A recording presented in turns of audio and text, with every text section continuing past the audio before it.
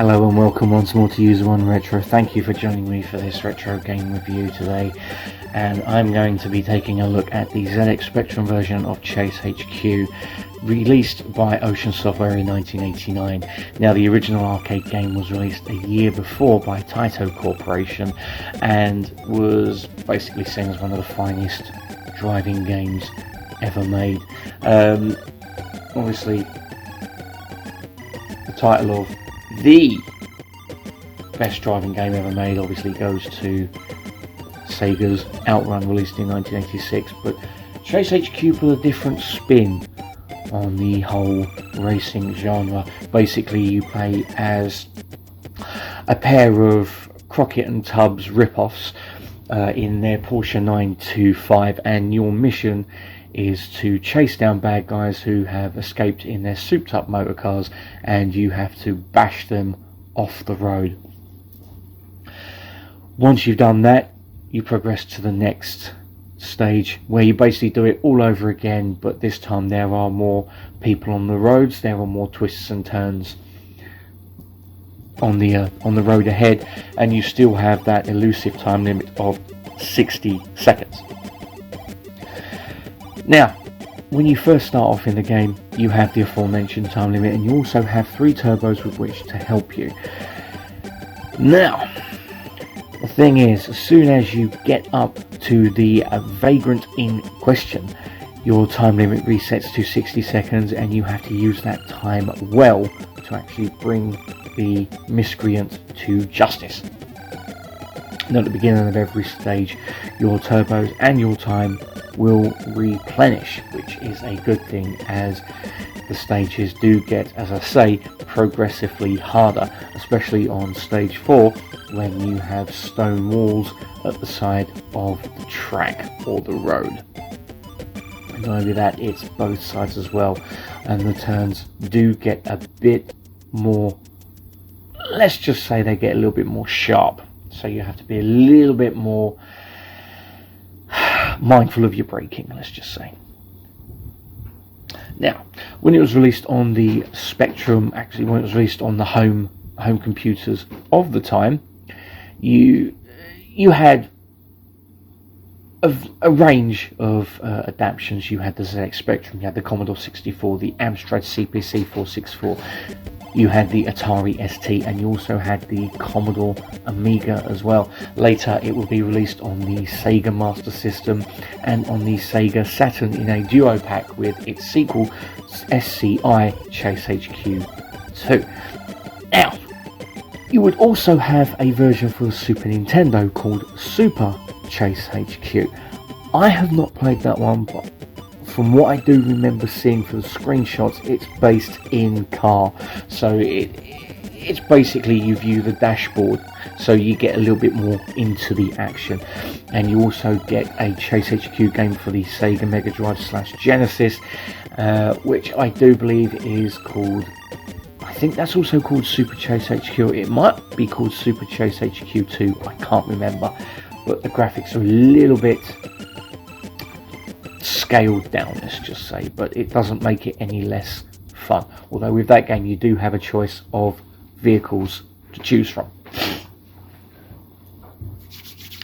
So, as I said, it was released for the home computers in many various versions, and many people have said that the ZX Spectrum version is the pinnacle of all the versions.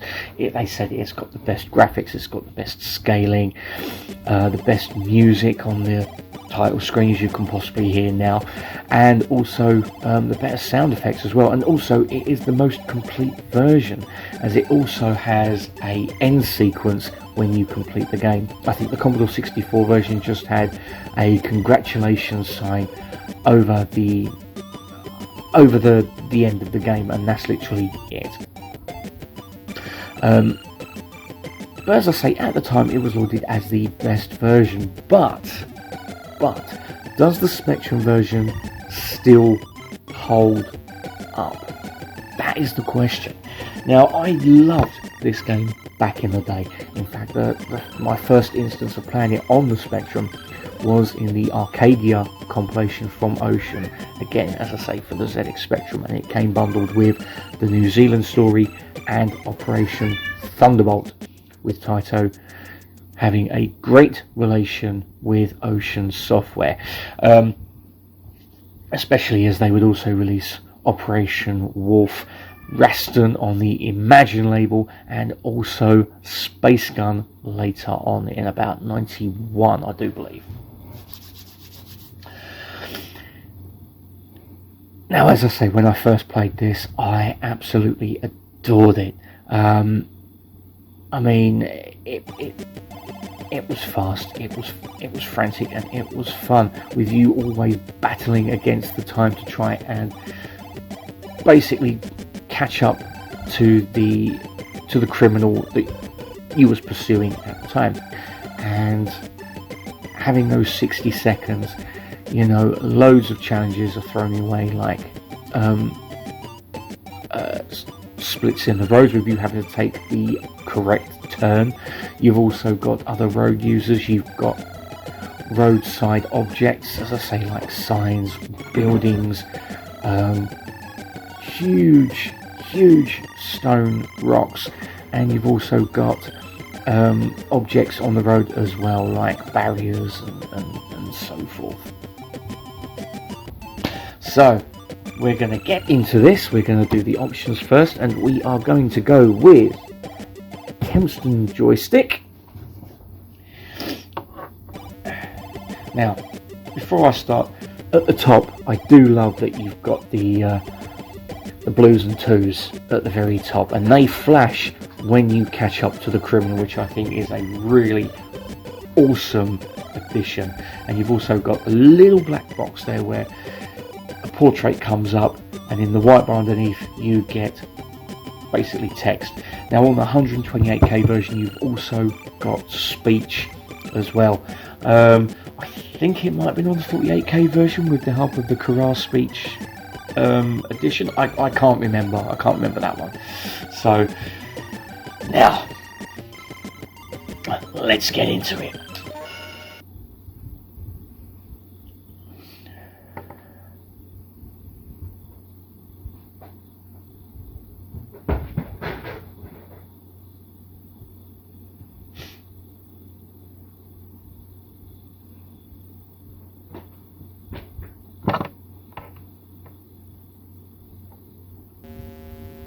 Man.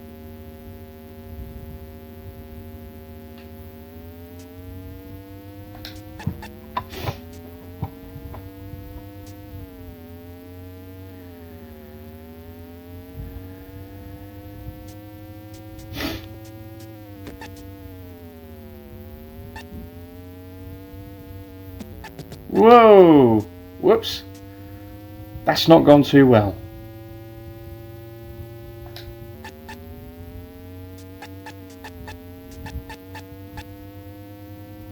This is what I mean about the fork in the road. You have to literally take whatever the arrow points to, and it does make it harder if you take the wrong fork.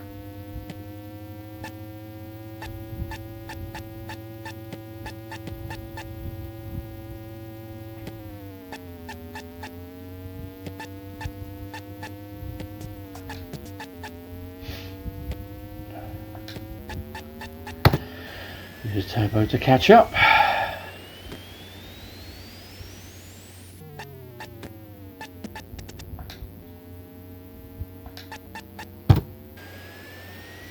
Use another turbo to catch up. No!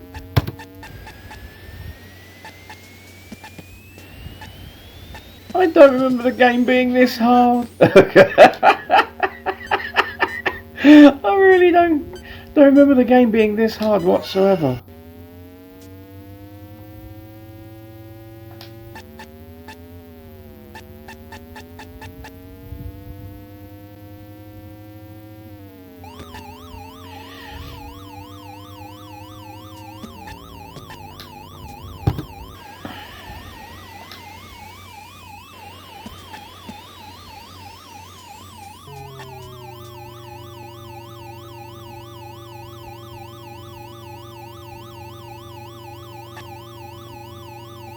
Oh, I forgot to go back into high gear. Whoops.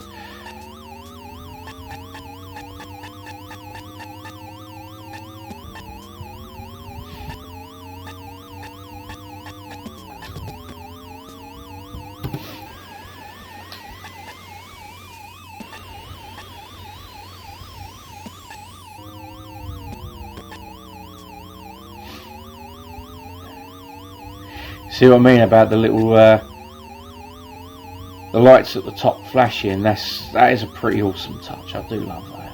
That still amazes me even now.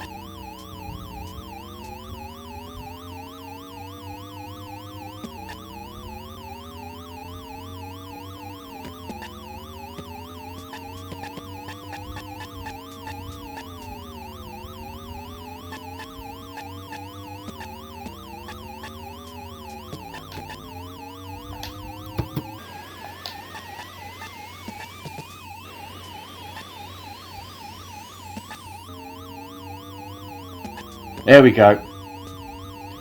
I do love the fact you've got the detective's hand outside the car asking him to pull over.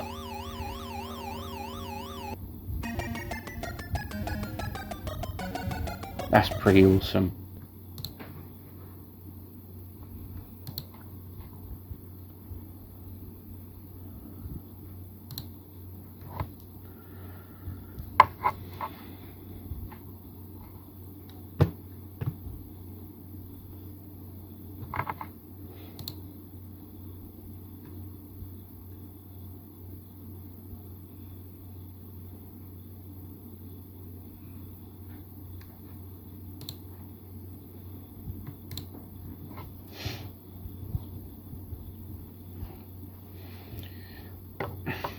And straight on to stage 2. I've actually forgotten how good this game really is. And you know what? I know some people nowadays, like especially like kids, will probably turn around and say, "Oh, this game is boring. All it is just driving and all that." But the thing is, though, it's a lot more than that. It is a hell of a lot more than that. You have to basically judge when to do your turbos. You also have to manage other road users as well. The road's narrow as well. You have to try and pick the right side of the fork in the road, and you know, it's not easy. It really isn't easy. It's actually a lot more difficult than, you know. So now I've got to go left up ahead.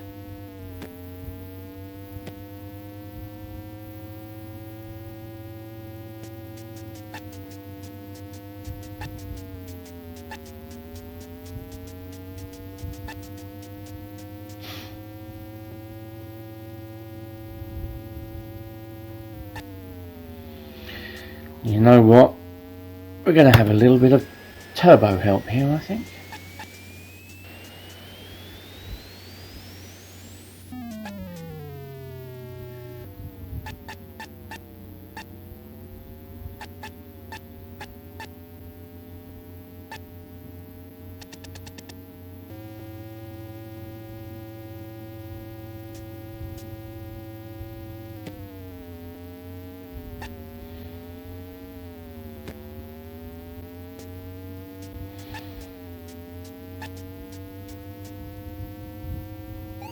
There we go, just in time.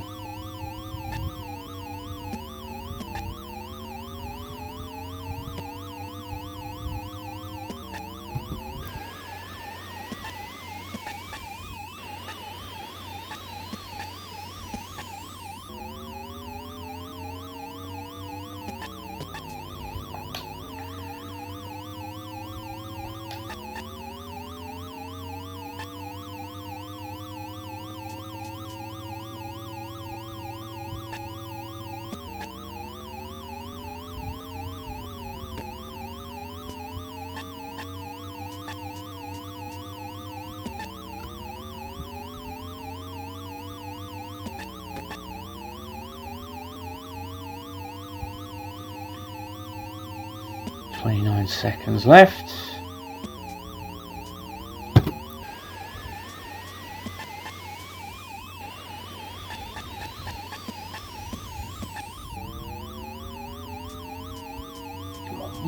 more, come on, more.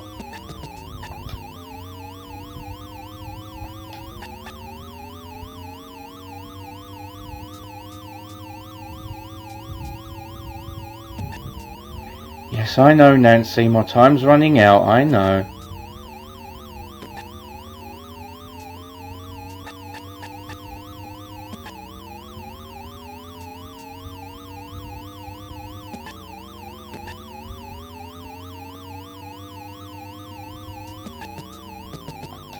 One more time. No! No! That's the only thing. As soon as you hit continue, the actual meter goes down. So, like the damage meter.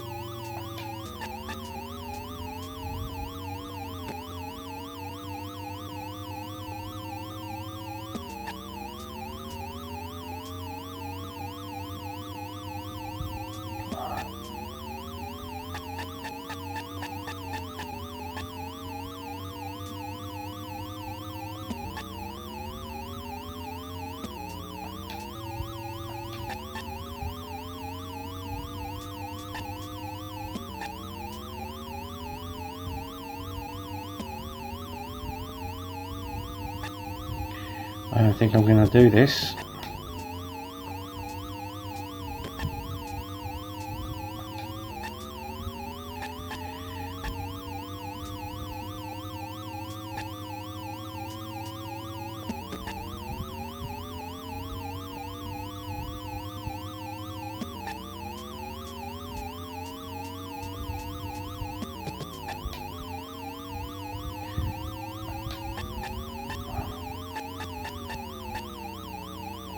Ah, damn it.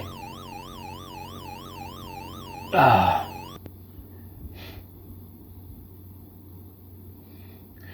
One more try for being a good boy. Yeah, alright, Nancy, no need to rub it in, love. No need to rub it in.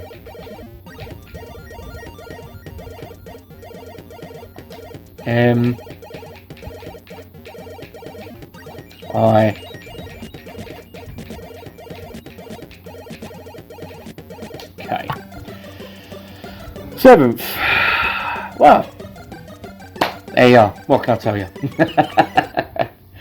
Oh. So yes, the question: does it still hold up? Yes. Yes, I think it does. I think it does still hold up. It's still a good game. Obviously, if you're emulating, don't use an analog stick because that's, you know, it's terrible. It really is terrible. Let's see if I can. Nope. Okay, so we want gear can be J. Accelerate, brake, left, right.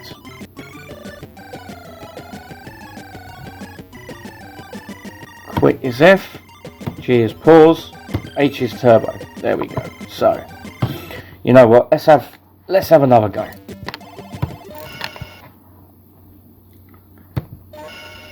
See if I can do better with keyboard.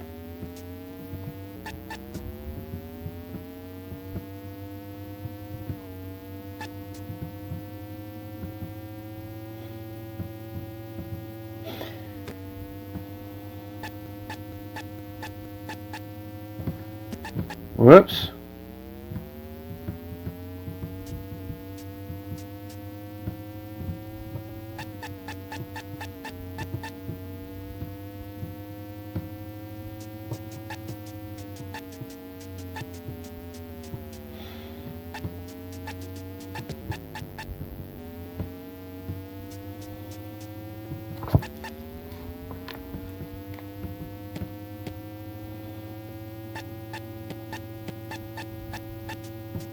I think if you're playing this on a Spectrum, like a proper Spectrum or even a Spectrum Next, when you're playing with joystick, it's a lot easier, I think. Still a tough little game, but still lots of fun.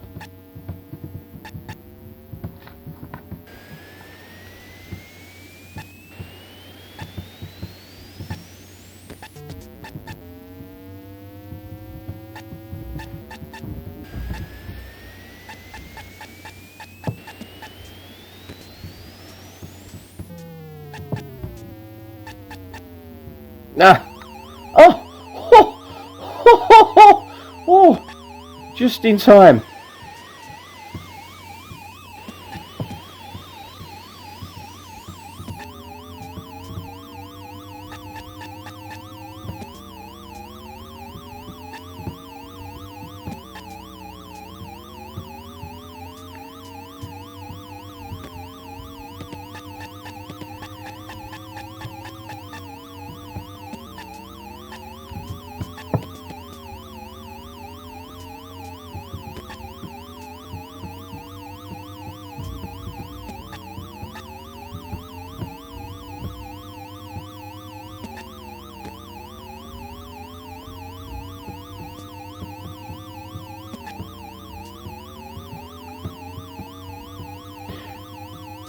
And that's another thing as well, you have to manage your turbos. If you just use them willy-nilly, when you need to back up to the bad guy, it makes it a lot more harder if you haven't got any turbos. So that's another thing with the game as well.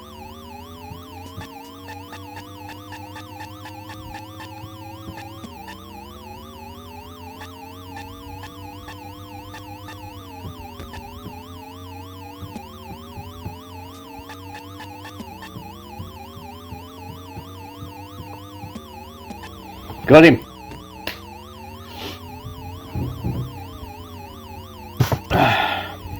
Yeah, creep. Pull over. Git.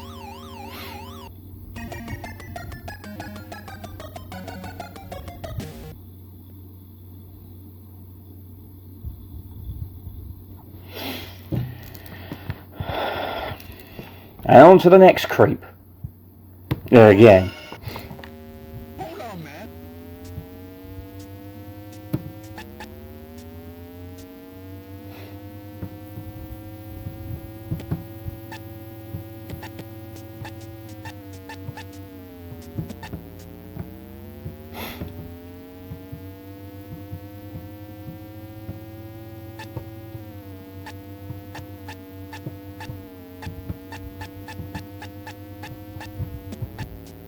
Special Investigation Airborne.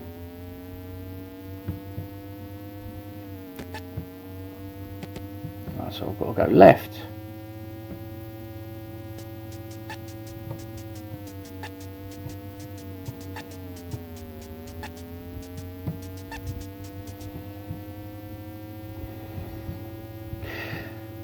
Another thing as well with this is that you've still got the sensation of speed with this, which, even though it's only a small playing area, you know, it still handles the rising and dipping of the road really, really well.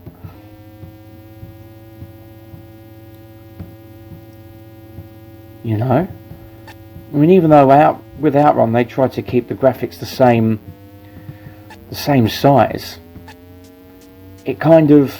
it went against it in terms of speed, which I think is,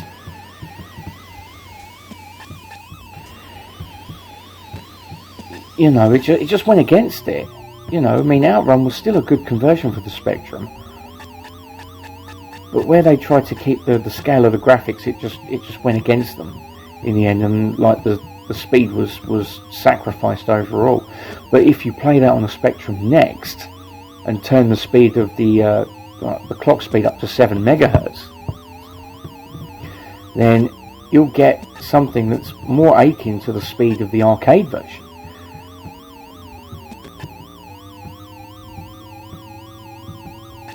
and that makes it a lot more playable in my book.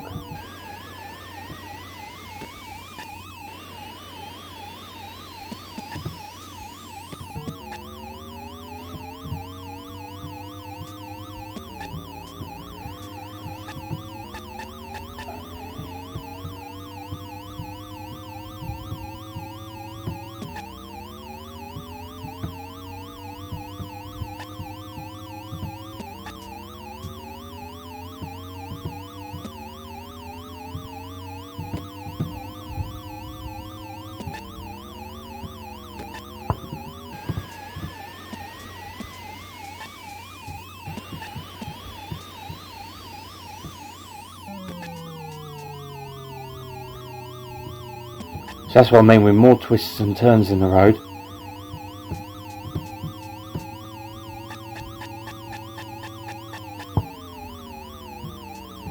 It made it a lot harder. A lot harder.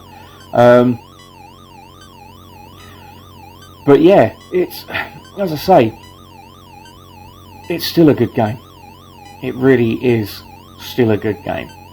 You know, and it does hold up very, very well. You know,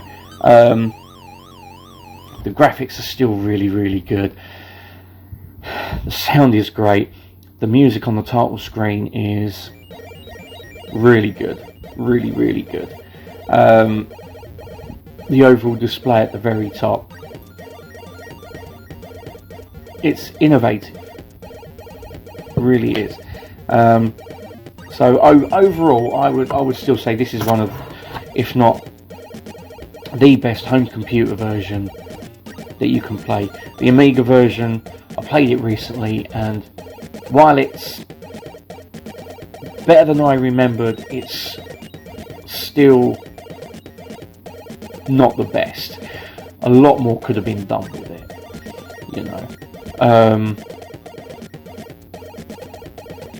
The Spectrum version is, as I say, is the better version to play.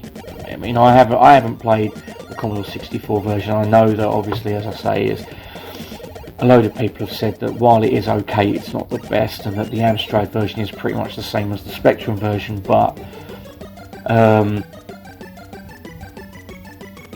I've not played it, so I can't really make that. I can't really say if it's better or not.